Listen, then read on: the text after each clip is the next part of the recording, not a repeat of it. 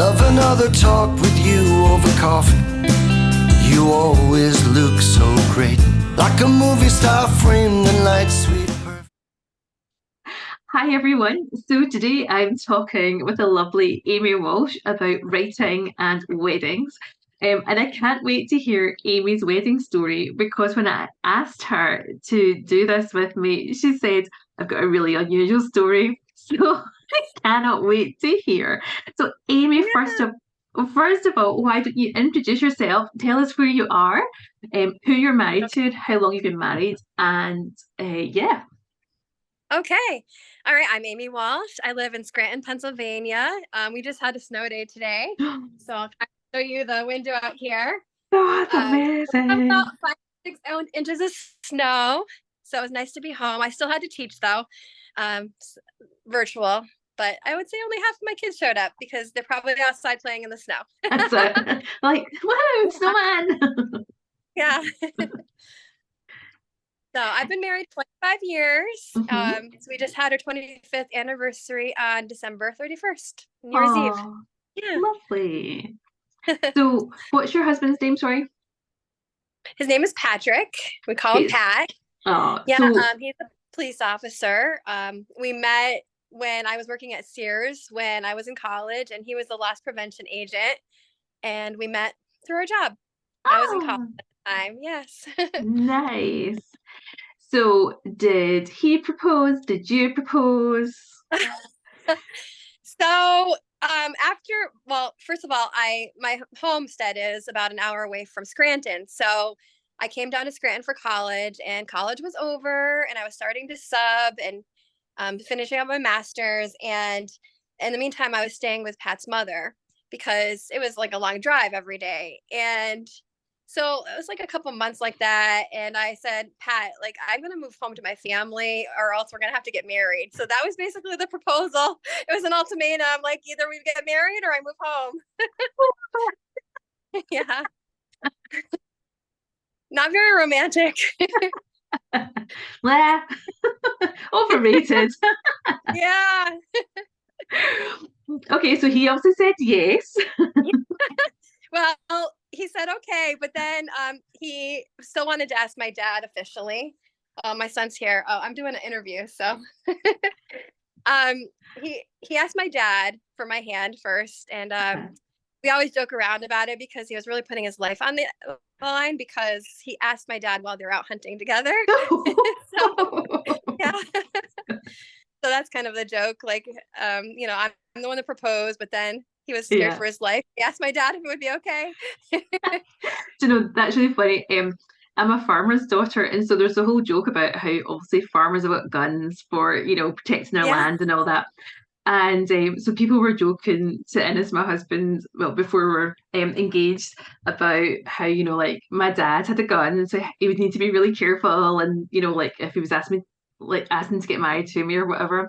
And then one day my dad turned around to him and said, "Hey, do you want to go out with a gun one day?" And he was just kind of like, Oh, yeah. it's like it's true. Oh no. Yeah, so my he asked my dad, like, I guess hunting season is in November, and we got married by the end of December, so it was quick. Wow. Yeah. Wow. Okay, so was the wedding unusual or was it just because it was so quick that it was unusual? Well, so the unusual thing about us is that my husband's family was Irish Catholic and very much so. And so I had gone to a couple weddings with his family, and they had hundreds of people and lots of dancing, lots of drinking. And my family, um, they didn't even believe in drinking at all. In fact, my grandparents wouldn't even go to a restaurant or a store where they sold alcohol, like literally. So, and other things like they didn't dance. So it was awkward, and there was no way we could think that we could mesh the two families together. So we had a house wedding. We Wow. had a house wedding, and you know what? I really don't regret it at all. I don't. It was so easy. Yeah. Yeah. So, I had been in a couple other weddings. Like it seemed like all my friends were getting married at the time, and I saw oh, how stressed out they were, and that was another reason why I'm like, oh, this is fine. So I have some pictures to show if you want to see them. yeah, yeah. Okay. So there I am. Oh wow. Oh, you look so like your daughter. Or well, your daughter looks so like Yeah, you from that picture yeah. here. Oh wow. These are my Oh. grandparents. And I actually had to write a letter to my grandparents to try to convince them to come, and they did come. And they ended Oh up wow. loving Pat very much, but it Uh-huh. was culture shock for them, you know? Wow. And this is my best friend who ended up marrying my brother. And so she was my maid of honor. Wow. So then the funny thing that happened during the wedding is that there was an oven fire. And Oh. my mother-in-law made my favorite chicken scampi, Uh-huh. and she had big long pans, and there was a grease fire. So during the wedding we had to stop, they had to go put out the fire, and it smelled like smoke. So that was the funny thing that happened. That's amazing. That's so funny. So then I'm guessing you didn't manage to have any dancing or anything when it was at the house No, or yeah, yeah. but one things that I really loved was that my dad did one of the readings, and he read the love chapter from First Corinthians, Oh, and I still nice. like I memorized it. Yeah. I use it every day to make sure that I'm being loved. So Oh. it's been a 25-year process. But we also had Pat's cousin who was the mayor of Scranton. He was the officiant. So that Wow. I'll show it. Let me see if I can find a picture of that. Here we go. There's the wedding party. There he Oh, is in the middle. amazing. How He's a funny amazing. guy. So That's fun. Do you know, it's quite funny because quite a few of the different authors that I'm speaking to, they're mixed nationalities. And so it's like English and South African or like German and American or and all these different combinations. And I was thinking, oh, Amy's one of the few who have got like they, American and American. But then you had this whole like family cultural difference as well. And so it's just like, yeah, yeah, weddings are just yes. amazing because you bring all Mm-hmm. these things together. This was arcade. Yeah. Oh, Um, it's amazing. Who decorated so it? it was from Gable's Bakery in Tunkhannock, and it's not there anymore, but they had the best cakes and pastries. I'll never remember or forget how it tasted. So, Mm, nice. And so with less people there, there's more cake to be had. yes, yes. Oh dear. But yeah, but it wasn't over. We ended up, well, my one of my good friends ended up throwing me a bridal shower in April. So 4 months later, and it was a surprise. I was just going up to her house, and I didn't know. Uh-huh. As far as I remember, I didn't know. I was, and a lot of people were there.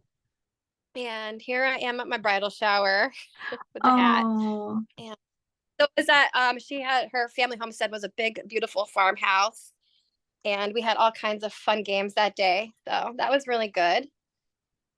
I love this game. I don't know if any of you have ever played this at a bridal shower, but you like race to hang up the nappies. So, and then in the summer, my parents threw a huge celebration at their farm, and we had, I don't know, at least 100 people there, I would say, and we uh-huh. had so much food. We had ball and badminton and horseshoes, and so we had a great time, and we were able Oh to invite all the wow. people that couldn't. Yeah.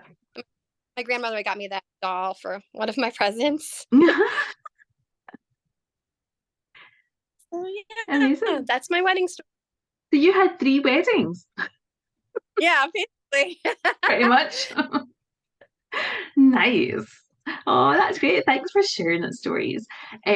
So of the different books that you've written, do you have any weddings in any of your books? Okay, I don't have any weddings that are featured like your book, because Hmm. yours like the feature of the Well, done book. the title and everything. Yeah, I haven't done that yet. I don't know if I have the experience to do that. You could do this like whole different kind of wedding experience. My imaginary world. But this my first book, Misplaced Beauty, Hmm. had a wedding in it. And it's such an awkward experience for the bride because she has never seen her groom before. Oh my Yeah, goodness. during yeah, during the 80s, and she basically forces herself to get married because she realizes that she's holding back her sisters by not agreeing to be Okay. done. And so she basically lets her father help her pick out somebody, and the groom doesn't really want to meet her because he's afraid that if she sees him, she'll change her mind. So he keeps on putting off their meeting and sending her letters. I've been distracted with my farm work, and these things are happening. And he lives in Durham, so he's away from London. So it is until the day of their wedding that she sees him for the first time. And even though they were conversing with each other through letters, it's very awkward. And then they go to an even more awkward honeymoon. So there is a wedding in that. Fun, and you can really put yourself in their shoes about how it must be. Like, we got to know our husbands pretty well before we married, Yeah. and how hard that must be. Yeah, I know exactly. Yeah. Like, you didn't have to get married. Like, you can Yes. choose to do something else, but yeah. Brilliant. Well, thank you so much for talking to me and for sharing a little bit about your books as well. And yeah, hopefully we'll have some more books from Amy Walsh quite soon. Yeah. At the end of 2023, and then a couple more in 2024. So Amazing. Brilliant. Okay, thanks so much, Amy. Bye. bye-bye. I'd love another talk with you over coffee. You always look so great, like a movie star framed in light, sweet.